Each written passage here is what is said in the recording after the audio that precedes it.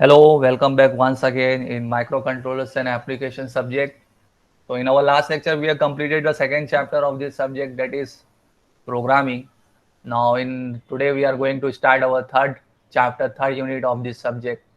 So the third unit of this subject is 8051 timers, interrupts, serials and parallel communication. So if you remember in our first chapter already, we have seen what are the features of 8051 microcontroller. So in the features of 8051 microcontroller, we have seen what are the added facilities which are provided in itself to 8051 microcontrollers are such as timers, interrupts, serial ports. So these all are the added facilities which are already provided in your 8051 microcontroller. So today in our this chapter we are starting our third chapter. So in this chapter we are going to see in detail how the 8051 timers are there, how many types of timers are there, and how we can utilize the timers in our 8051 microcontroller. So these all are given in your third chapter. So 8051 timers, interrupts, serial and parallel communication is going to be studied in this chapter. So today's learning objective is you must be able to understand the concept of timer counter and what are the registers involved in this timer and counters. So today we are going to see in detail how many types of registers and how many types of registers are involved in uh, in the operations of timer and counter. So timer counter SFRs. SFR stands for special function register. So we are going to see in detail the SFR special function registers of timers. And in the end of the lecture, you must be able to give the answer. Do you know what is timer counter in 8051? So what is timer and counter? What are its use and how we can utilize this timer and counter? So today we are going to see in detail of this timer and counter, and you must be able to give the answer how timer and counter are work and how they are utilized for our purpose. So contents of today's lecture: introduction to timer counter, and then how many types of timers are involved in this 8051. So two types of timers are there. So we are going to see their registers, timer 0 and timer 1 register. Then for controlling and setting the timers, there are two special function registers involved for timer operation and counter operation. So today we are going to see the register format of these two registers: TMOD register, TCON register, timer mode register. TMOD stand for timer mode register. TCON is stand for timer control register. So these two registers are involved in the operation of timer and counter. So today we are going to see their register and register format and function of each and every pin involved in this particular TMOD register and TCON register. And in the end, we are going to see the timer counter logic, how the work is go in the process of timer and counter operation. So this is the concept map for timer counter operation in 8051 microcontroller. There are two special function register, TMOD register and TCON register. TMOD stand for timer mode register, TCON stand for timer control register. So we are going to see the register format of both these register and the function of the same also. So first of all, for what purpose timer and counter are used? So we must be able to give the answer of this timer and counter का क्या purpose है. So what is timer? A timer is a specialized type of clock which is used to measure time intervals. क्या है ये timer? काय के लिए use करते हैं आप लोग? टाइमर किस लिए यूज करते हैं? टाइमर जो है वो क्या है? Specialised type of clock which is use to measure time intervals. कौन सा टाइम इंटरवल मेजर करना है आपको? अगर फॉर एग्जाम्पल कोई ऑपरेशन परफॉर्म करना है तो वो ऑपरेशन परफॉर्म करने में कितना टाइम लगता है, how much time we required for performing this operation. या अगर फॉर एग्जाम्पल आपको कोई पर्टिकुलर अमाउंट का गैप चाहिए, इतने अमाउंट का मुझे गैप चाहिए, इतने टाइम अमाउंट का मुझे गैप चाहिए दूसरा ऑपरेशन परफॉर्म करने के लिए, तो वहां पे आपको टाइम इंटरवल लगाना पड़ेगा. जैसे कि फॉर एग्जांपल आप मान के चलो कि आपको कोई फ्रीक्वेंसी जनरेट करना है 1 किलोहर्ट्ज की, तो 1 किलोहर्ट्ज की फ्रीक्वेंसी जनरेट करने के लिए आपको कितने इंटरवल के लिए ऑन रखना है, कितने इंटरवल के लिए ऑफ रखना है. अगर मैं बात करूँ स्क्वायर वेव की बात करूँ, स्क्वायर वेव में पता है आपको, स्क्वायर वेव में क्या होता है, कुछ टाइम के लिए हाई होता है, कुछ टाइम के लिए लो होता है. तो कितने अमाउंट के लिए मुझे हाई रखना है, कितने अमाउंट के लिए मुझे लो रखना है, तो वो डिले कितने का रखना है, हाउ मच टाइम पीरियड, कितने टाइम पीरियड के लिए, कितने टाइम इंटरवल के लिए मुझे वो पर्टिकुलर चीज को ऑन रखना है, और कितने टाइम इंटरवल के लिए, कितने टाइम गैप के लिए मुझे वो पर्टिकुलर चीज को ऑफ रखना है. तो जो अमाउंट ऑफ इंटरवल है, जो अमाउंट ऑफ गैप है वो टाइम का, वो चीज ऑपरेट करने के लिए, वो चीज को लाने के लिए हम लोग को क्या यूज करना पड़ेगा, टाइमर का इस्तेमाल करना पड़ेगा। तो बेसिकली टाइमर का क्या काम होता है, in order to perform some amount of delay, कोई अमाउंट ऑफ डिले जनरेट करने के लिए, या कोई टाइम चीज को मेजर करने के लिए, कोई टाइम इंटरवल को ऑब्जर्व करने के लिए, पाने के लिए, कोई टाइम इंटरवल गैप को पाने के लिए, तो टाइमर का इस्तेमाल करते हैं हम लोग। ठीक है, तो टाइमर का क्या इस्तेमाल होता है, why do we require timer, timer का क्यों हम लोग को जरूरत पड़ता है। मान के चलो आपको कोई चीज, कोई अमाउंट के लिए, कोई पर्टिकुलर टाइम के लिए आपको रुकना है, वेट करना है, तो वो वेट करने के लिए फिर आपको क्या लगाना पड़ेगा, डिले लगाना पड़ेगा। यानी उतने अमाउंट के लिए मुझे ठहरे रहने का है वही जगह पे, तो उसको डिले बोलते हैं। मैं रुक जाऊं, ठहरे हुए रहूं वो पर्टिकुलर उतने चीज पे ही। तो टाइमर का इसलिए वहां पे इस्तेमाल होता है कि आपको अगर कोई चीज का कोई अमाउंट ऑफ टाइम का गैप चाहिए कहीं पे, तो वो गैप को आप with the help off timer क्या कर सकते हो, प्रोवाइड कर सकते हो।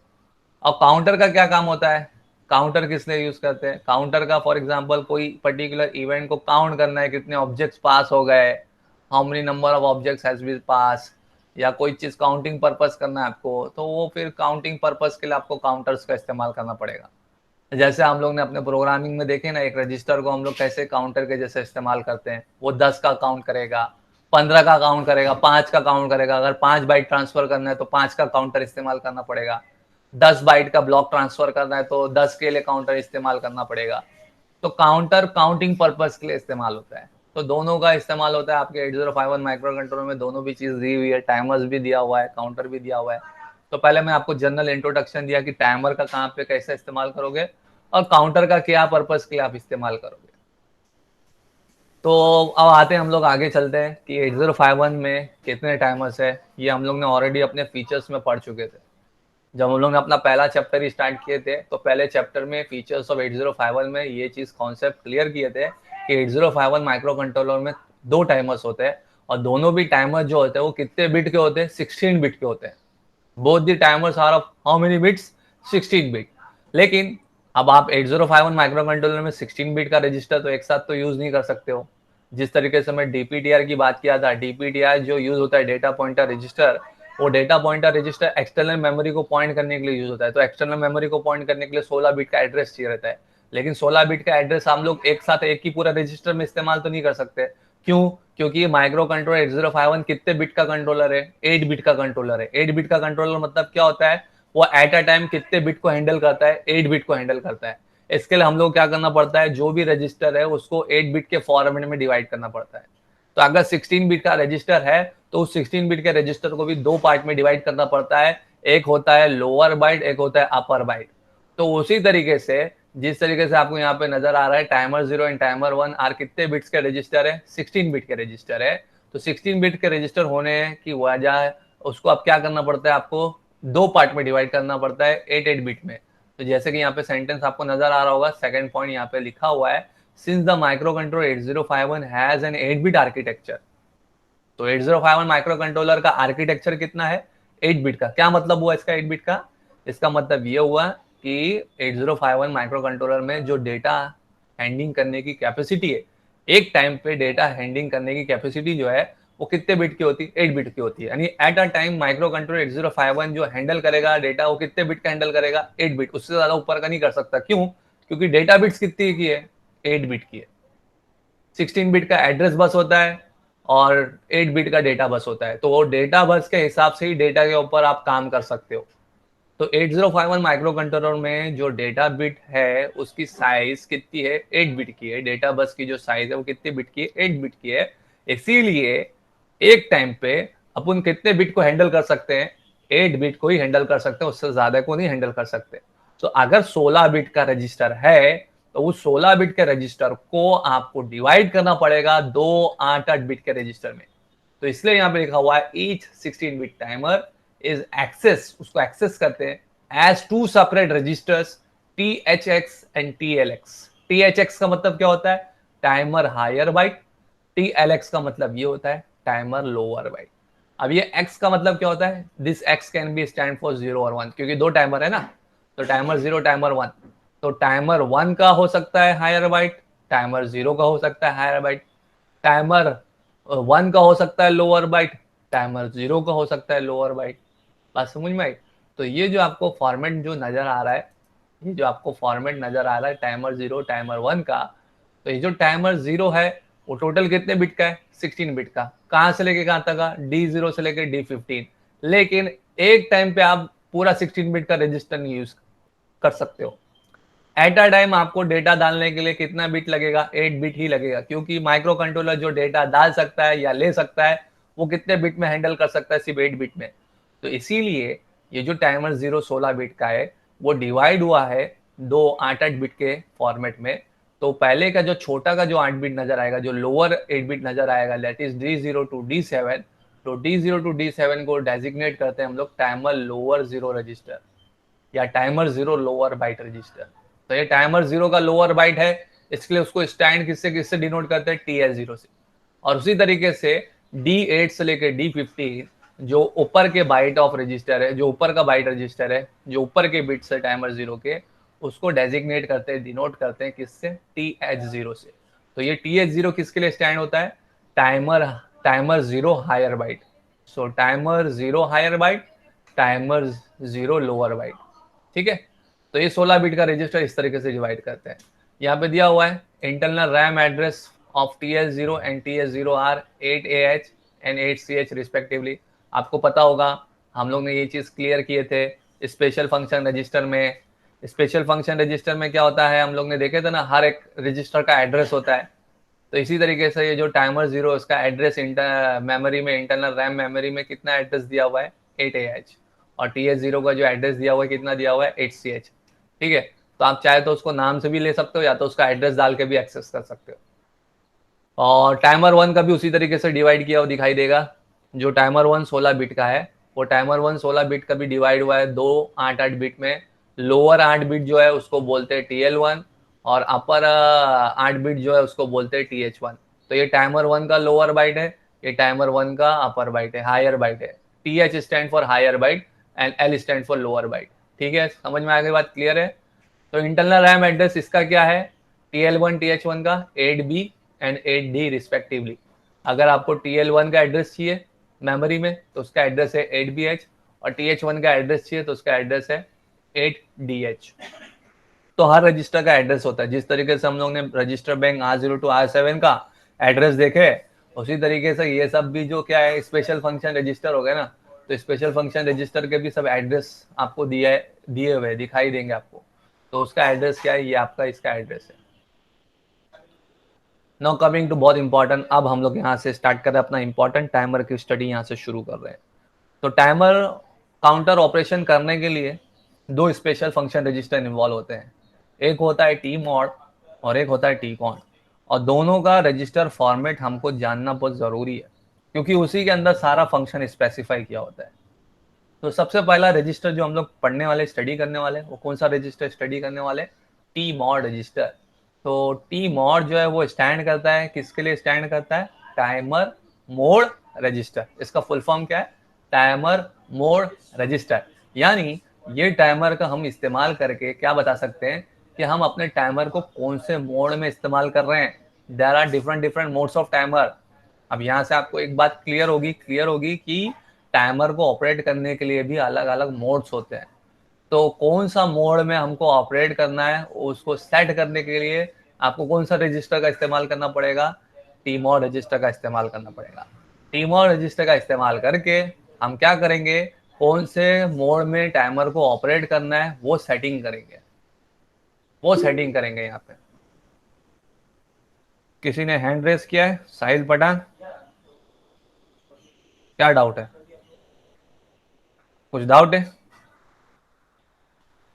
हैंड रेस किया मतलब कुछ डाउट है क्या? No sir, no sir. Okay, ठीक है। तो यहाँ पे देखो, टी मॉड जो है वो कितने बिट का SFR है? 8 बिट का SFR है, स्पेशल फंक्शन रजिस्टर है, in which the lower 4 bits are use for timer 0। The lower 4 bits of T mod are use for timer 0 and upper 4 bits are use for timer 1। क्या मतलब हुआ? ये जो आपको T mod register दिख रहा है, तो ये जो टी मॉड रजिस्टर दिख रहा है, ये जो लोअर 4 बिट है टी मॉड के, that is D0 D1 D2 D3, this D0 D1 D2 D3 are use for timer 0।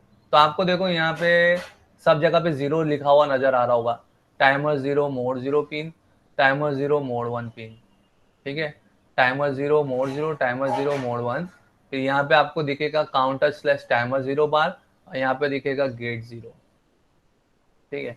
तो ये टाइमर 0 को ऑपरेट करने के लिए यूज होती है। फिर इसके बाद की जो अपर 4 बिट्स है वो टाइमर 1 से रिलेटेड है। मतलब क्या, timer 1 mode 0 pin, timer 1 mode 1 pin, ठीक है, टाइमर 1 आ गया इधर पे। फिर काउंटर स्लैश टाइमर 1 बार, टाइमर 1 आ गया इधर पे, गेट 1। तो ये जो अपर 4 बिट्स है वो टाइमर 1 के लिए, जो लोअर 4 बिट्स है वो किसके लिए, टाइमर 0 के लिए। TMOD register is used to select various timer operation modes for timer 0 and timer 1। ये बात मैं पहले ही क्लियर कर दिया। टीमोर रजिस्टर का इस्तेमाल किस लिए किया जाता है, अगर हम लोग को कौन से मोड में एडजस्ट करना है, टाइमर को कौन से मोड में ऑपरेट कराना है, तो वो मोड की सेटिंग हम कहाँ पे कर सकते हैं, यहाँ पे कर सकते हैं, ये मोड रजिस्टर में जाके सेट कर सकते हैं। जैसे आपको याद होगा, अगर हमारे पास रजिस्टर बैंक 4 रजिस्टर बैंक थे, तो 4 रजिस्टर बैंक में से कौन सा बैंक सिलेक्ट करना है, तो उसके लिए हम लोग को वो कहाँ पे जाना पड़ता था, PSW रजिस्टर में, प्रोग्राम स्टेटस वर्ड रजिस्टर में, फ्लैग रजिस्टर में। तो फ्लैग रजिस्टर में जाके अगर हम जैसा वहां पे रखेंगे तो उस तरीके का बैंक सिलेक्ट होता था। तो ऐसे ही टाइमर के भी ना अलग अलग मोड्स है, तो कौन से मोड में ऑपरेट करना है उसकी सेटिंग यहाँ पे आके करना पड़ेगा, ये पिन में आके करना पड़ेगा। तो ये पिन का इस्तेमाल करके हम क्या करेंगे, टाइमर का मोड डिसाइड करेंगे कि हमको टाइमर को कौन से मोड में ऑपरेट कराना है। तो in each case the lower 2 bits are used to set the timer mode. जैसा कि आपको मैंने बोला, हर केस में जो लोअर 2 बिट्स है D0 D1, ये टाइमर 0 का मोड डिसाइड करती है, और उसी तरीके से D4 D5 ये टाइमर 1 का मोड डिसाइड करती है। तो ये 2 पिन से आप क्या कर सकते हो, टाइमर 1 का मोड डिसाइड कर सकते हो, और ये 2 पिन से आप क्या कर सकते हो, टाइमर 0 का मोड डिसाइड कर सकते हो। It is not bit addressable register, और ये चीज क्लियर कर दिया है, ये ऐसा बोल रहा है कि ये बिट एड्रेसेबल रजिस्टर नहीं है। बिट एड्रेसेबल मतलब क्या, सिंगल बिट को आप एड्रेस नहीं कर सकते हो, you can't access a single bit. पूरा एक साथ आपको एडजस्ट करना पड़ेगा, पूरा टाइमर मोड में सेटिंग एक साथ करना पड़ेगा। आप चाहो खाली ये बिट को सेट कर दो, ये बिट को सेट कर दो, नहीं कर पाओगे। इसलिए यहाँ पे स्पेसिफाई किया हुआ है, it is not bit addressable register. तो बिट एड्रेसेबल रजिस्टर नहीं है, यानी सिंगल बिट के ऊपर आप ऑपरेशन इसमें परफॉर्म नहीं कर सकते, आपको पूरा बिट एक साथ लेके चलना पड़ेगा, पूरा टाइमर मोड का एक बिट एक साथ लेके चलना पड़ेगा। और इसका रजिस्टर जो है इंटरनल रैम में कितना है, 89H है। अब हर एक का एक्सप्लेनेशन दिया हुआ है, जो आप पिंस को देख रहे थे हर एक पिन का एक्सप्लेनेशन दिया हुआ है। पहला इधर पे गेट 1 नजर आ रहा है, तो गेट 1 का मतलब क्या होता है, गेट 1 पिन का क्या होगा, अगर ये गेट 1 पिन, ये गेट 1 पिन सेट किया हुआ है 1, तो क्या होगा, उसमें दिया हुआ है अगर ये पिन 1 है तो timer slash counter 1 is enable only while the INT 1 pin is high and timer run control bit is set. ये मैं एक्सप्लेनेशन आपको ना कब क्लियर कराऊंगा, जब मैं आपको इधर पे इसका ये टाइमिंग कंट्रोल लॉजिक समझा देता हूँ। एक काम करता हूँ, पहले मैं वहीं पर पहुंचता हूँ, ठीक है, मैं यहाँ पे पहुंच गया। तो ये जो है ना टाइमर काउंटर लॉजिक, तो ये टाइमर काउंटर लॉजिक है, किस तरीके से आपका टाइमर और काउंटर ऑपरेट होता है, पूरा ये इसका इंटरनल स्ट्रक्चर है, पूरा ये इंटरनल उसका डायग्राम है। कब आपको टाइमर का इस्तेमाल करना है, कब आपको काउंटर का इस्तेमाल करना है, तो ये पूरा इंटरनल टाइमर काउंटर लॉजिक है, कंट्रोल लॉजिक है। तो timer counter control logic diagram है, बहुत इंपॉर्टेंट डायग्राम है।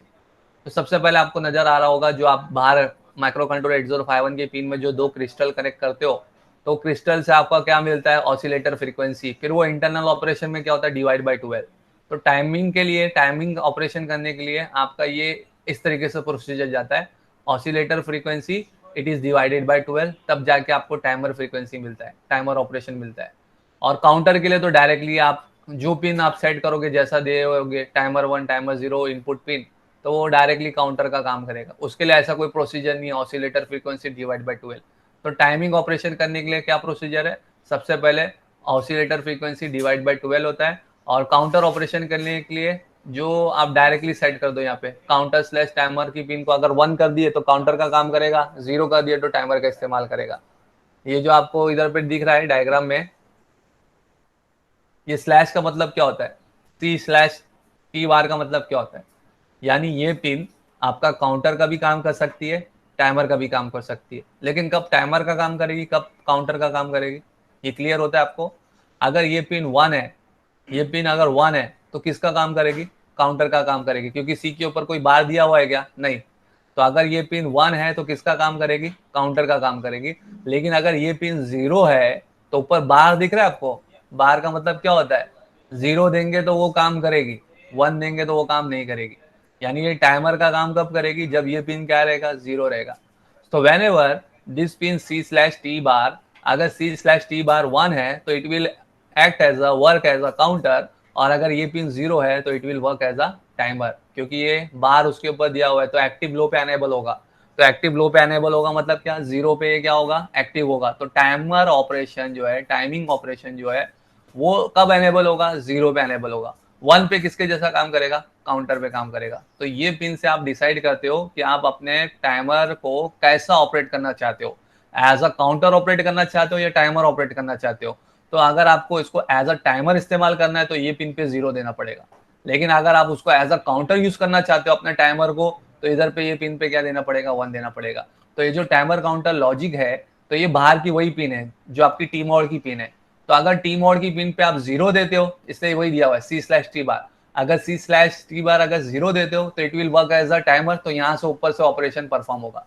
लेकिन अगर यही पिन को आपने 1 दे दिया है तो ये नीचे का ऑपरेशन परफॉर्म होगा, सीधा डायरेक्टली काउंटर के इनपुट्स लेगा, सीधा काउंटर के इनपुट्स लेगा। So if C/T bar is 1, it will take as a counter input, और अगर if C/T bar is 0, it will take as a timer input। तो यहाँ से टाइमिंग इनपुट के लिए क्या होता है, ऑसिलेटर की फ्रीक्वेंसी होती है, फिर वो डिवाइड बाय 12 होता है, फिर यहाँ पे आगे ऑपरेशन परफॉर्म होता है। अब कब आपका टाइमर ऑन होगा, कब आपका टाइमर ऑफ होगा, तो उसके लिए नीचे ये लॉजिक दिया हुआ है, ये नीचे का लॉजिक दिया हुआ है। सबसे पहले ये लॉजिक क्या दिया हुआ है, gate bit in TMOD register. तो जो आप गेट बिट देख रहे थे ना, जिसके लिए मैं ये डायग्राम पे आया, वो गेट बिट का एक्सप्लेनेशन देने के लिए ये डायग्राम पे आया हूँ। तो जो gate bit in TMOD register है, अगर जैसा गेट बिट रहेगा, अगर आपने इधर पे 1 दे दिए, गेट बिट पे अगर 1 दे दिए, तो गेट बिट पे 1 दे दिए तो 1 का इन्वर्ट करके क्या आएगा इधर पे, 0। जीरो और ये कौन सा गेट है, ये कौन सा गेट है, विच गेट, नॉर ये गेट कौन, और गेट है, कौन सा गेट है ये, और गेट। तो और गेट का आपको पता है फंक्शन, अगर आपको आउटपुट 1 चाहिए तो दोनों भी इनपुट क्या होना चाहिए, 1 होना चाहिए। बात सही है ना। या आपका एक भी इनपुट 1 होता है तो आउटपुट क्या आता है, इधर पे 1 आता है।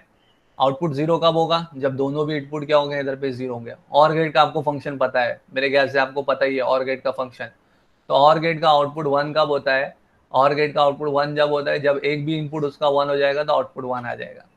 आउटपुट 0 कब आएगा और गेट का, जब दोनों भी बिट क्या होंगे, 0 होंगे। ठीक है। तो बात यहाँ पे ये चल रही है, अगर आप गेट बिट को 1 दे दिए तो यहाँ पे गेट बिट पे 1 देंगे तो इन्वर्टर लगा के ये क्या हो जाएगा, 0 हो जाएगा। ठीक है। तो ये तो 0 हो गया, इसका मतलब ये हुआ कि आपका इसका आउटपुट 1 कब होगा, जब ये INT1 या INT0 पिन जो एक्सटर्नल इंटरप्ट पिन है माइक्रो कंट्रोलर की, अगर इस पिन पे आप 1 दोगे तभी ये और गेट का आउटपुट 1 आएगा। अदरवाइज इसका अगर ये इनपुट भी 0 रहा तो आउटपुट क्या आएगा, 0 आएगा। तो गेट बिट पे 0 देने से 1 देने से क्या फर्क हो रहा है, इसका इफेक्ट पिक्चर में आ रहा है, एक्सटर्नल इंटरप्ट 1 का पिक्चर इफेक्ट में आ रहा है। तो अगर गेट बिट को मैं 1 दूंगा तो गेट बिट पे 1 देने का मतलब ये होता है कि अब इसका आउटपुट 1 जब ही होगा जब ये एक्सटर्नल इंटरप्ट इनपुट पिंस 1 होगा, तभी उसका आउटपुट गेट बिट का आउटपुट 1 आएगा, और गेट का आउटपुट 1 आएगा। अदरवाइज अगर ये भी 0 रहा तो गेट आउटपुट और गेट का आउटपुट क्या आ जाएगा, 0 आ जाएगा। तो इसको कौन सा कंट्रोल बोलते हैं, गेट बिट पे 1 देने का कंट्रोल जो होता है वो किसके ऊपर डिपेंड हो जाता है, एक्स्ट्रा इंटरप्ट इनपुट के ऊपर डिपेंड हो जाता है। और अगर मैं गेट बिट को 0 देता हूं तो गेट बिट को 0 दूंगा तो जाहिर सी बात है ये इन्वर्टर है, तो इन्वर्टर का क्या हो जाएगा, आउटपुट क्या आ जाएगा, 1। तो ये इनपुट 1 हो गया तो इसका मतलब बाय डिफॉल्ट अब आउटपुट क्या आने वाला है, और गेट का 1 ही आने वाला है। यानी ये इनपुट चाहे 0 रहे चाहे 1 रहे उससे कुछ लेना देना नहीं रहेगा। तो गेट बिट, ये जो गेट बिट है ये क्या डिसाइड करती है, ये गेट बिट टीमोड की ये डिसाइड करती है कि कब INT1 और INT0 का इफेक्ट पिक्चर में लेके आना है। अगर मैं गेट बिट पे 1 दूंगा तो फिर इसका पिक्चर इफेक्ट में आएगा, एक्सटर्नल इंटरप्ट 1 एक्सटर्नल इंटरप्ट 0 का पिन इफेक्ट में आएगा। और अगर मैं 0 देता हूं तो इसका लेना देना ही नहीं रहेगा, डायरेक्टली फिर मेरा यहाँ से अभी इधर पे जाएगा और गेट का आउटपुट 1 ही होने वाला है। फिर अगर मैं अपने टाइमर रन बिट, टाइमर जो सॉफ्टवेयर का जो है वो टीकॉन रजिस्टर में फॉर्मेट देखोगे आप लोग, अभी टीकॉन रजिस्टर में एक बिट होती है टाइमर रन बिट। तो अगर ये बिट 1 रहेगा तो फिर ये एंड गेट का आउटपुट 1 आ जाएगा और इस तरीके से टाइमर रन होना चालू हो जाएगा।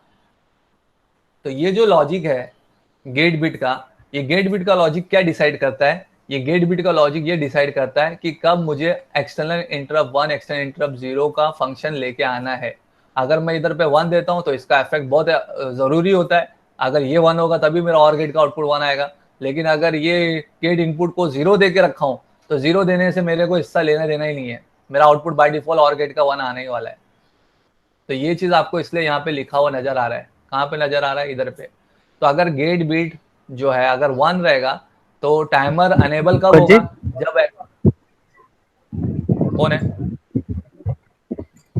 म्यूट करो म्यूट करो। हाँ, सो गेट बीट का फंक्शन क्या है, गेट बीट का फंक्शन ये है कि अगर गेट बीट को मैं 1 देता हूँ तो गेट बीट को 1 देने से मतलब क्या होता है कि मेरा जो टाइमर है वो 1 कब होगा, जब अनेबल कब होगा, जब ये एक्सटर्नल इंटरप्ट पिन 1 होगा, हाई होगा और टाइमर रन बिट हाई होगा, तभी मेरा टाइमर चलेगा, अदरवाइज मेरा टाइमर चलने वाला नहीं है। और अगर गेट बिट को मैं 0 देता हूं तो मेरा टाइमर अनेबल हो जाएगा सिर्फ किसको देखते हुए, इसको देखते हुए, टाइमर TR1 बिट को देखते हुए। तो इसको बोलते हैं हार्डवेयर कंट्रोल सॉफ्टवेयर कंट्रोल। तो गेट बिट 1 है तो कौन सा कंट्रोल है, हार्डवेयर कंट्रोल, यानी एक्सटर्नल हार्डवेयर इंटरप्ट पिन को अनेबल करना ही पड़ेगा तभी टाइमर चलेगा, अदरवाइज टाइमर नहीं चलेगा। लेकिन अगर ये गेट बिट को 0 देता हूं तो मुझे एक्सटर्नल हार्डवेयर इंटरप्ट पिन पे देखने की जरूरत ही नहीं है, चाहे वो 1 रहे चाहे 0 रहे, उससे लेना देना नहीं है। मैं सिर्फ इंटरनल सॉफ्टवेयर में अगर टाइमर रन बिट को 1 कर दूंगा तो टाइमर चलना चालू हो जाएगा। तो गेट बिट क्या डिसाइड करती है, कौन सा कंट्रोल, हार्डवेयर कंट्रोल चाहिए, सॉफ्टवेयर कंट्रोल चाहिए। तो गेट बिट 1 है तो it is known as hardware control, मतलब एक्सटर्नल इंटरप्ट 1 जो माइक्रो कंट्रोलर की बाहर की जो पिन है उस पर 1 देना जरूरी है टाइमर को चलाने के लिए। लेकिन अगर गेट बिट 0 रखता हूं तो गेट बिट 0 रखने से फिर मुझे एक्सटर्नल हार्डवेयर इंटरप्ट पिन को देखने की जरूरत ही नहीं है, मैं इंटरनल सॉफ्टवेयर की बिट टाइमर रन बिट को चला के ऑन करके सेट करके अपना टाइमर चला सकता हूँ, एनेबल कर सकता हूँ। तो इसके लिए गेट बिट को क्या बोला जाता है, गेट बिट को बोला जाता है हार्डवेयर और सॉफ्टवेयर कंट्रोल। तो अगर गेट बिट को 1 दूंगा तो हार्डवेयर कंट्रोल बोलते हैं और गेट बिट को 0 दूंगा तो उसको सॉफ्टवेयर कंट्रोल बोलते हैं। यानी सिर्फ सॉफ्टवेयर में प्रोग्रामिंग करके मैं टाइमर को चला सकता हूँ। और 1 रखूंगा तो मुझे बाहर की जो एक्सटर्नल बाहर की जो पिन है माइक्रो कंट्रोलर की एक्सटर्नल इंटरप्ट वाली पिन है उसको अनेबल करना जरूरी है, तभी मेरा टाइमर चलेगा, वरना मेरा टाइमर चल नहीं पाएगा। तो ये गेट पिन से वो डिसाइड होता है कि आपको कब हार्डवेयर कंट्रोल चाहिए, कब आपको सॉफ्टवेयर कंट्रोल चाहिए। और ये C/T बार का मतलब मैंने आपको क्लियर करा दिया। अगर ये पिन 1 है तो किसका काम होगा, काउंटर का, और अगर ये पिन 0 है तो किसका काम होगा, काउंटर टाइमर का। इसलिए देखो ना ऊपर टी के ऊपर क्या लगा हुआ है, बार लगा हुआ है। टी के ऊपर बार लगा हुआ है मतलब क्या, 0 देने पे वो टाइमर का काम करेगा, 1 देने पे वो किसका काम करेगा, काउंटर का काम करेगा। तो ये स्पेसिफाई कर रहा है 1 for timer 1 is use as counter, 0 for timer 1 is use as timer. Gate 0 का काम अब वैसे ही जैसे ये टाइमर 1 का गेट 1 था तो वही टाइमर 0 का गेट है। तो टाइमर 0 का क्या होगा, अगर 1 रखोगे तो timer 0 will be enable only when INT 0 pin is high. अगर INT 0 pin external hardware pin अगर ये हाई होगी तभी टाइमर आपका चलेगा, अदरवाइज टाइमर नहीं चलने वाला। अगर आपने गेट पिन को 0 दे दिए तो आपको बाहर की पिन का लेना देना नहीं रहेगा, सीधा डायरेक्टली आप सॉफ्टवेयर कंट्रोल से टाइमर 0 पिन को सेट करो और अपने टाइमर को अनेबल कर दो। C/T0 का मतलब क्या होता है, 1 देने पे टाइमर 0 काउंटर के जैसा काम करेगा, 0 देने पे टाइमर 0 काम करेगा, 0 देने पे टाइमर 0 काम करेगा एज अ टाइमर। अब ये बहुत इंपॉर्टेंट है, मोड्स। तो टाइमर के टोटल कितने मोड्स है, 4 मोड्स है। अब वो 4 मोड में से कौन सा मोड आपको रखना है, सेट करना है, तो ये 2 पिन डिसाइड करती है, M0 M1, M0 M1। तो ये M0 M1 टाइमर 0 के मोड्स को डिसाइड करती है, D0 D1, और ये D4 D5 टाइमर 1 के मोड्स को डिसाइड करती है। तो आपको 4 मोड में से कौन से मोड में रखना है ये 2 पिन के जरिए आप सेटिंग कर सकते हो। तो इसलिए एक्सक्लूसिवली ये जो 2 पिन है वो टाइमर्स के मोड्स को डिसाइड करती है। तो यहाँ पे आपको दिख रहा है M0 M1, तो M0 M1 यहाँ पे इस तरीके से रखा हुआ है 0001 1011। तो 0001 1011 मतलब क्या, मोड्स को डिसाइड करने के लिए ये यूज होती है, इस्तेमाल होती है। अगर दोनों पिन 00 है तो कौन सा मोड होगा, मोड 0, और मोड 0 में टाइमर कौन सा काम करेगा, यहाँ पे स्पेसिफाई किया हुआ है कैसा काम करेगा, 13 बिट टाइमर का काम करेगा।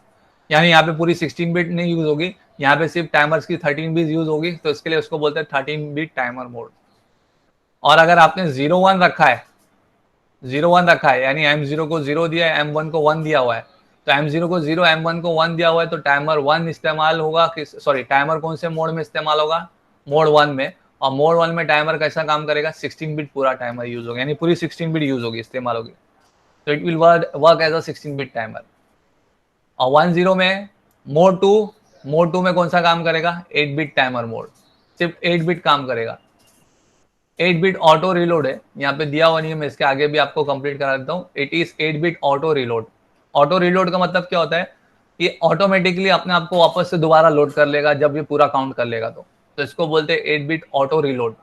तो 8 बिट ऑटो रिलोड मोड है, यानी 8 बिट में काम कर रहा है, 8 बिट टाइमर काम कर रहा है, लेकिन दोबारा वापस से अपने आप को रिलोड करेगा जो लोड किया हुआ था पहले से। यानी काउंट करने के बाद, टाइमिंग डिले करने के बाद दोबारा अपने आप को वो वैल्यू से वो क्या करेगा, लोड करेगा। तो इसको बोलते हैं 8 बिट ऑटो रिलोड। और लास्ट वाला जो मोड है 1 1 होने पे मोड 3 में ये टाइमर काम करेगा स्प्लिट टाइमर मोड, यानी दोनों टाइमर के जो रजिस्टर है, लोअर बाइट और हायर बाइट, वो स्प्लिट हो जाएंगे और अलग से अपने आप को दो अलग टाइमर के जैसा काम करेंगे। यानी टाइमर 0 के जो दो होते हैं रजिस्टर, टाइमर लोअर बाइट और टाइमर हायर बाइट, वो दोनों अलग से स्प्लिट होके अपना अलग से टाइमर का काम करेंगे। तो ये होता है स्प्लिट मोड। ये अलग से हम लोग मोड्स का पढ़ने वाले हैं, हमारे पास आगे चल के पूरा डिटेल में इसकी स्टडी है। फिलहाल अभी आपको खाली मैं यहाँ पे टेबल में ये समझाना चाहता हूँ कि ये टेबल में ये क्लियर हो रहा है कि टाइमर के ऑपरेट करने के 4 मोड्स है। अब उन 4 मोड में से कौन से मोड में आपको रखना है, उसकी सेटिंग ये 2 पिंस के थ्रू कर सकते हो। तो ये 2 पिंस अगर 0 0 है तो मोड 0 सिलेक्ट होगा, 0 1 है तो मोड 1 सिलेक्ट होगा, 1 0 है तो मोड 2 सिलेक्ट होगा, 1 1 है तो मोड 3 सिलेक्ट होगा। आई होप आप लोगों को क्लियर हुआ होगा। ये जो 2 पिन है, ये 2 पिन से आप 4 मोड में से कौन से मोड में एडजस्ट करना है वो यहाँ से आप डिसाइड कर सकते हो। अगर ये दोनों पिन पे आपने 0 0 दे दिए तो मोड 0 बनेगा, 0 1 दिए तो मोड 1 होगा, 1 0 दिए तो मोड 2 होगा, 1 1 दिए तो मोड 3 होगा। और क्या काम करता है, खाली उसका नाम स्पेसिफाई किया हुआ इधर पे, खाली आपको बता दिया 13 bit timer mode, 16 bit timer mode, 8 bit auto reload है। यहाँ पे सिर्फ टाइमर लिखा हुआ है, 8 बिट ऑटो रिलोड है, और ये स्प्लिट टाइमर है। फिर इसके बाद नेक्स्ट जो स्पेशल फंक्शन रजिस्टर है वो कौन सा रजिस्टर है, टीकॉन। एक हो गया आपका टाइमर मोड और दूसरा एक है आपका टाइमर कंट्रोल, टीकॉन। तो टीकॉन भी 8 बिट का रजिस्टर है, जिस तरीके से टीमोड था। अब इसमें भी वैसे ही दिया हुआ है, जो लोअर 4 बिट्स है वो यहाँ पे एक्चुअली में दिया हुआ है इंटरप्ट फंक्शंस के लिए। इस टाइमर कंट्रोल की जो लोअर 4 बिट्स है ना, ये जो लोअर 4 बिट आपको नजर आएगी, ये जो लोअर 4 बिट है IE1, IT1, IE0, IT0, ये एक्चुअल में ना ये कौन सा ऑपरेशन परफॉर्म करती है, इंटरप्ट का फंक्शन परफॉर्म करती है जो इंटरप्ट से रिलेटेड है। तो इसको अभी फिलहाल हम लोग को देखना नहीं है, मैं आपको बताऊंगा बाद में। और जो अपर की जो 4 बिट्स है इस पर्टिकुलर रजिस्टर की, वो किस लिए यूज होती है, टाइमर के लिए यूज होती है। तो ये चीज अभी हम लोग को समझना है, ये चीज अभी हम लोग को समझना है। तो ये जो अपर 4 बिट्स है ये अपने टाइमिंग ऑपरेशंस के लिए यूज होती है, और ये जो लोअर 4 बिट्स है ये इंटरप्ट के लिए यूज होती है। एक्चुअली ये सब क्यों करते हैं मालूम, ये इसलिए करते हैं ताकि अपने को बिट्स ना जरा कम लगे, रजिस्टर जरा कम लगे। तो दो चीज का ऑपरेशन एक ही रजिस्टर में डाल दिया गया। तो टाइमर कंट्रोल रजिस्टर में दो चीज का फंक्शन परफॉर्म होता है, इंटरप्ट का भी फंक्शन परफॉर्म होता है और टाइमर का भी ऑपरेशन परफॉर्म होता है। जो लोअर 4 बिट्स है वो इंटरप्ट से रिलेटेड फंक्शन परफॉर्म करती है, और जो अपर 4 बिट्स है वो अपने टाइमर से ऑपरेशन परफॉर्म करती है। It is bit addressable register. अब ये जो है ना, ये बिट एड्रेसेबल है, ये क्लियर कर लो आप लोग। टीकॉन रजिस्टर बिट एड्रेसेबल है, यानी आप सिंगल बिट को 1 और लॉजिक 0 कर सकते हो। टीमोड नहीं था, टीमोड नहीं था। टीमोड में आप सिंगल बिट को लॉजिक 1 लॉजिक 0 नहीं कर सकते। वहां पे हम लोग ने पढ़े थे TMOD is not a bit addressable register. Single bit को आप चाहो 1 कर दो, 0 कर दो, ऐसा नहीं कर सकते हो। लेकिन टीकॉन रजिस्टर को आप बिट एड्रेसेबल है, सिंगल बिट को आप ऑन कर सकते हो, ऑफ कर सकते हो। इंटरनल रैम एड्रेस इसका कितना है, 88H। अब हर फंक्शन की, हर पिन का फंक्शन जरा अंडरस्टैंड करते हैं। तो पहले जो 4 ऑपरेशन है वो किसके है, वो आपके इंटरप्ट से रिलेटेड है। तो मैं यहीं पे नाम बता देता हूं। ये जो आपका पहला IT0 है, it stand for interrupt type 0, यानी कौन सा इंटरप्ट टाइप डिसाइड करना है वो यहाँ पे डिसाइड होता है। और I stand for interrupt enable, interrupt को एनेबल करने के लिए। तो एक्सटर्नल इंटरप्ट का टाइप, जो एक्सटर्नल इंटरप्ट 2 पिन है ना, INT0, INT1, तो वो कौन से टाइप पे उसको एनेबल करना है तो वो यहाँ पे डिसाइड होता है। और एनेबल करने के लिए यहाँ पे ये पिन इस्तेमाल होता है। तो हम लोग जब इंटरप्ट के बारे में पढ़ेंगे ना, तब मैं आपको और डिटेल में समझाऊंगा इसका। अभी फिलहाल मैं इसका एक्सप्लेनेशन नहीं देता हूँ। मैं आगे बढ़ता हूँ, मैं आपको ये 4 बिट का एक्सप्लेनेशन देता हूँ, TR0, TF0, TR1, TF1। तो ये जो 2 पिन है TR0, TF0, ये TR0, TF0 किसके लिए यूज होगा, कौन से टाइमर के लिए यूज होगा? 0 लिखा हुआ है तो मतलब क्या, टाइमर 0 के लिए इस्तेमाल होता है। तो ये TR0 किस लिए इस्तेमाल होता है? टाइमर रन बिट 0, जो अभी हम लोग डायग्राम में देख रहे थे टाइमर काउंटर लॉजिक में। तो ये बिट कौन सी है? टाइमर रन बिट 0, यानी टाइमर 0 को स्टार्ट करने के लिए, स्टॉप करने के लिए ये बिट इस्तेमाल होती है। अगर ये बिट को सेट करूंगा, 1 करूंगा तो मेरा टाइमर रन होना चालू हो जाएगा, और अगर ये बिट को 0 दे दूंगा तो मेरा टाइमर स्टॉप हो जाएगा। तो ये जो TR बिट है stand for timer run bit 0, यानी टाइमर 0 का रन बिट है। तो टाइमर 0 को अगर मुझे ऑन करना है तो ये बिट पे 1 देना पड़ेगा, और अगर टाइमर 0 को मुझे ऑफ करना है तो ये बिट पे 0 देना पड़ेगा। और ये जो है F, TF stand for timer overflow. अगर आपका टाइमर ने पूरा काउंट कर लिया, खत्म कर लिया, यानी FF तक पहुंच गया, आपने शुरू किए 0 से और टाइमर को स्टार्ट कर दिया। अब टाइमर को स्टार्ट कर दिया तो उसने काउंट करना चालू किया, वो फटाफट अपना डिले करना चालू किया। अब वो जब FF से 0 होगा, यानी आपने for example maximum count they दिए थे उसको FF, तो FF से अगर वो 0 होता है तो उसको बोलते हैं ओवरफ्लो, यानी अपना टाइमर अब अपना काउंट पूरा खत्म कर लिया, उसने डिले पूरा कर लिया, अब वो ओवरफ्लो हो गया। तो ये ओवरफ्लो फ्लैग है, जिससे आपको ये मालूम पड़ेगा कि पूरा टाइमिंग डिले ऑपरेशन परफॉर्म हो गया। जितने का आपने काउंट वैल्यू डाले थे उतने का उसने डिले काम कर लिया, काउंट कर लिया। अब ये यहां से आपको ये बिट से मालूम पड़ेगा कि मेरा ये पूरा डिले का कैलकुलेशन इसने काम कर लिया, जितने वैल्यू का मैंने डिले डाला था उतने वैल्यू का अमाउंट का उसने डिले कर लिया। अब यहाँ पे FF से वो 0 पे आ गया, तो ये बिट फटाक से सेट हो जाएगा, 1 हो जाएगा, जो इंडिकेट करेगा कि टाइमर ओवरफ्लो हो गया। ओवरफ्लो का मतलब समझ में आना, बाल्टी में आप पानी भरते हो, तो बाल्टी में पानी जो भरते हो तो पहले पूरे बाल्टी खाली होती है, तो अब उसमें पानी भरते जाता है, पानी भरते जाता है, पानी भरते जाता है। जब पूरा पानी भर जाता है तो क्या होता है, फिर वो बाल्टी से पानी कहाँ आता है, बाहर आता है, तो उसको क्या बोलते हैं, ओवरफ्लो। तो उसी तरीके से टाइमर में भी क्या होता है कि आपने टाइमर में एक वैल्यू आपने सेट कर दी है, अब वो वैल्यू सेट करने के हिसाब से अब वो क्या कर रहा है, उतने के हिसाब से उसने स्टार्ट किया, काम करना चालू किया। अब वो स्टार्ट हो गया 0 से लेके फिर वो मैक्सिमम वैल्यू तक पहुंच गया, जितना आपने वैल्यू डाले थे उतना तक आपको चाहिए था काउंट करने के लिए या डिले करने के लिए। अब वो वैल्यू तक पहुंच गया, तब उसके बाद टाइमर क्या हो जाएगा, ओवरफ्लो हो जाएगा, यानी जितनी वैल्यू आपने डाले थे उतनी वैल्यू तक उसने अचीव कर लिया। तो उसके बाद क्या, उसके बाद आपका टाइमर क्या होगा, ओवरफ्लो होगा। तो ये बिट से आपको मालूम पड़ेगा कि आपका टाइमर कब उसने पूरा काम कर लिया, जितने वैल्यू का आपने डाले थे, लोड किए थे, उतने वैल्यू का उसने टाइमिंग डिले कर लिया। तो ये बिट से आपको मालूम पड़ेगा कि मेरा टाइमर का ओवरफ्लो हुआ। तो ये जो 2 बिट्स है ये किसके लिए, टाइमर 0 के लिए। उसी तरीके से ये जो 2 बिट्स है वो किसके लिए, टाइमर 1 के लिए। तो TR1 stand for timer run bit, timer 1 run bit. Timer 1 को रन करने के लिए, स्टार्ट करने के लिए ये बिट इस्तेमाल होती है। अगर 1 दोगे तो चालू होगा, 0 दोगे तो बंद होगा, और ओवरफ्लो ये बिट से मालूम पड़ेगा। तो ये जो आपको दिख रहा है TF1 TR1, तो TF1 TR1 क्या है, TF1 stand for timer 1 overflow, यानी set when timer 1 rolls from 1 to 0, यानी जब टाइमर 1 पूरा काम कर लेगा, काउंटिंग का काम कर लेगा, तो ये ओवरफ्लो होगा। तो इस तरीके से आपको मालूम पड़ेगा कि ये टाइमर ने ओवरफ्लो कर लिया। और टाइमर को चालू करने के लिए आपको कौन सी बिट इस्तेमाल होगी, TR बिट इस्तेमाल होगी। टाइमर 1 को चालू करना है तो TR1 का इस्तेमाल करो, टाइमर 0 को रन करना है तो TR0 का इस्तेमाल करो। टाइमर 0 का ओवरफ्लो TF0 है, टाइमर 1 का ओवरफ्लो TF1 है। ये तो इंटरप्ट से रिलेटेड है, इसको बाद में हम लोग देखेंगे, अभी मैं एक्सप्लेनेशन नहीं देता हूँ। और ये आपका क्या था, टाइमर काउंटर लॉजिक जो मैं आपको समझा रहा था। तो ये जो गेट पिन का इस्तेमाल बता रहा था मैं आपको, और गेट का, तो अगर ये गेट पिन 1 होता है, टीमोड रजिस्टर में गेट पिन 1 होता है, तो इसका आउटपुट बाय डिफॉल्ट क्या आएगा, 0। इसका मतलब ये हुआ और गेट का आउटपुट 1 कब होगा, जब ये पिन 1 और 0 होगा। तो ये पिन 1 दोगे तो आउटपुट 1 आएगा, ये पिन 0 दोगे तो आउटपुट 0 आएगा। यानी गेट बिट 1 होने पे ये हार्डवेयर कंट्रोल बनता है, और गेट बिट 0 देने पे, तो 0 देने पे क्या होगा, इन्वर्टर करके आपका आउटपुट क्या आएगा, 1 आएगा। ठीक है, इन्वर्ट करके आपका आउटपुट 1 आ गया, तो और गेट का आउटपुट बाय डिफॉल्ट 1 होने ही वाला है, चाहे ये इनपुट 0 रहे चाहे आउटपुट 1 रहे।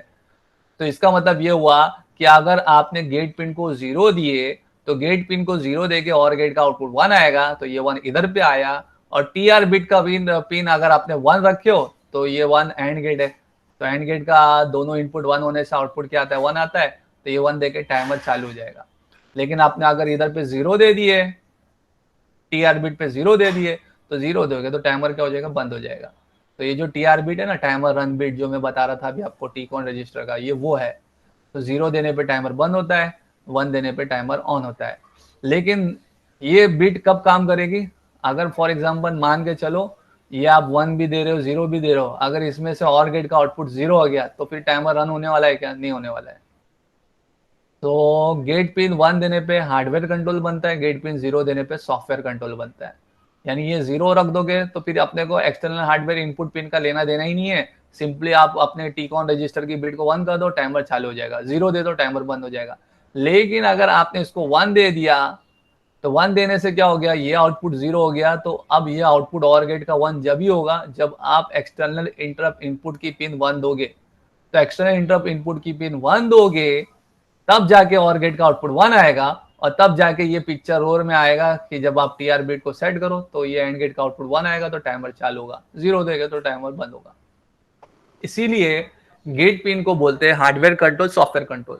तो हार्डवेयर कंट्रोल कब बनेगा, जब आप इस पिन पे क्या दे दोगे, 1 दे दोगे। सॉफ्टवेयर कंट्रोल कब बनेगा, जब इस गेट पिन पे आप क्या दे दोगे, 0 दे दोगे।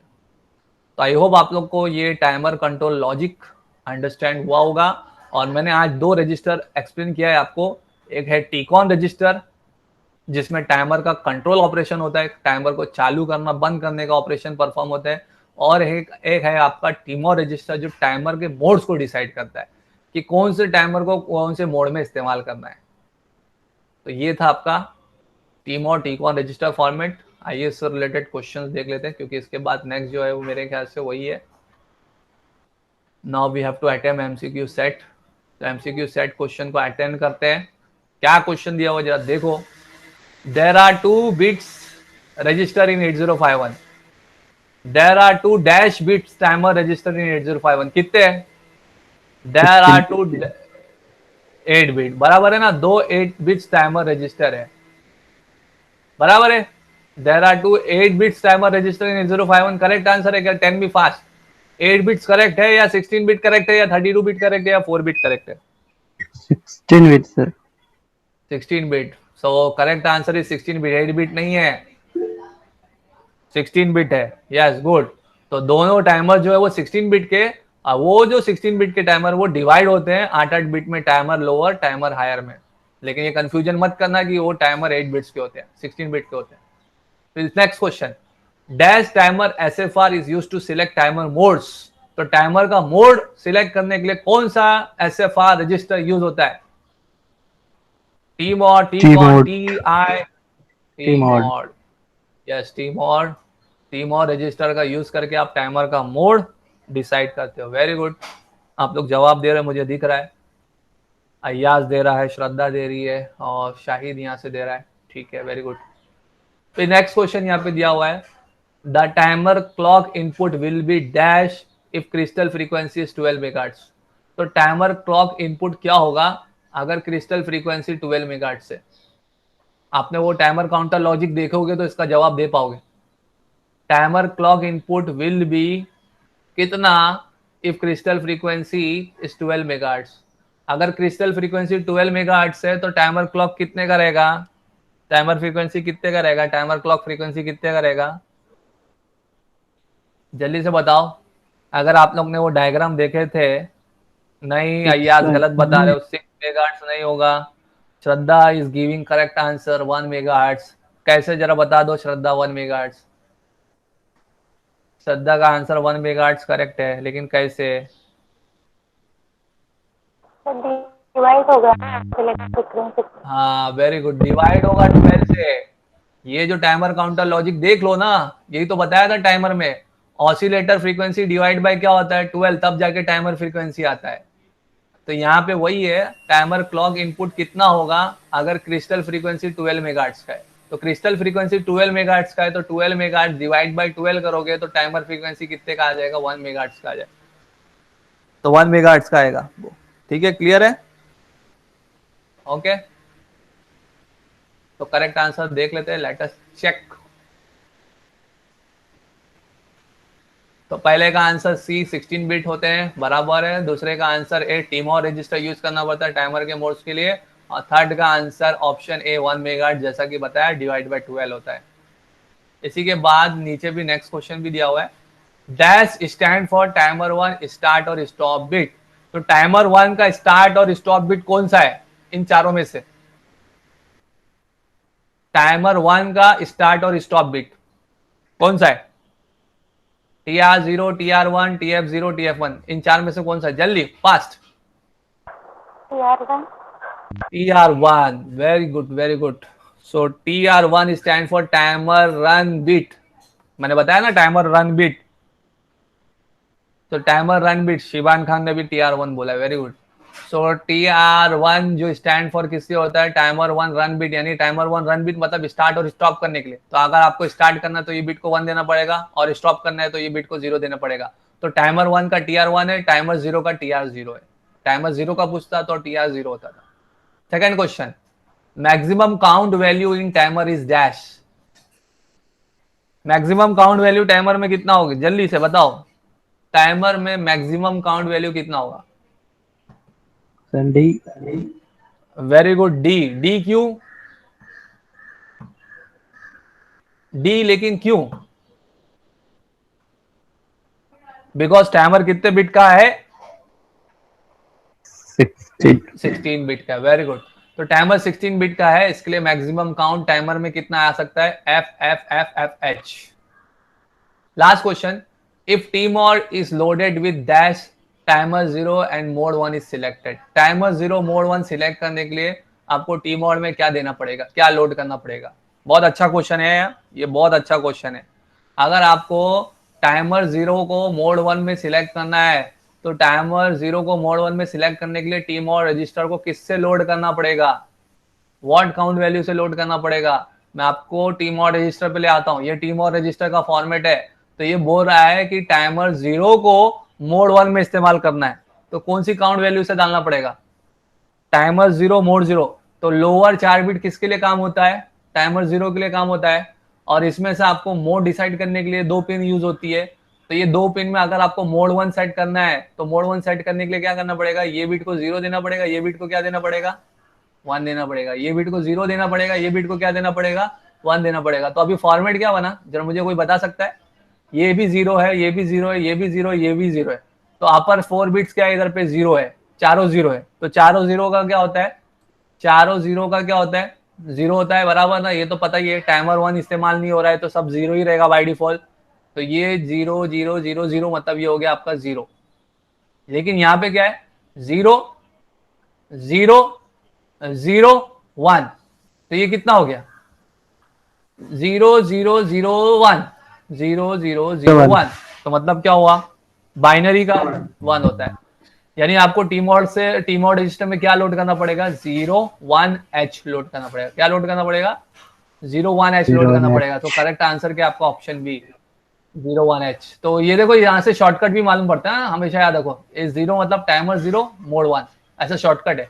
अगर कभी क्वेश्चन पूछ लिया टाइमर 0 मोड 1 तो आपको यहाँ से देख के शॉर्टकट भी मालूम पड़ेगा। ये 0 1 का मतलब क्या? Timer 0 mode 1, timer 0 mode 1। Correct answer देख लेते हैं हम लोग, चेक कर लेते हैं, चेक करते हैं करेक्ट आंसर। पहले का आंसर बी TR1, दूसरे का answer D maximum count value F F F H, और थर्ड का आंसर आपका 0 1 H। ठीक है, तो I hope that's all for today's lecture. आज के अभी ये लेक्चर में आपको मेरे ख्याल से सफिशिएंट है। तो दैट्स ऑल, ये समरी था आपका। Thank you all of you for joining, listening, understanding. Thank you very much.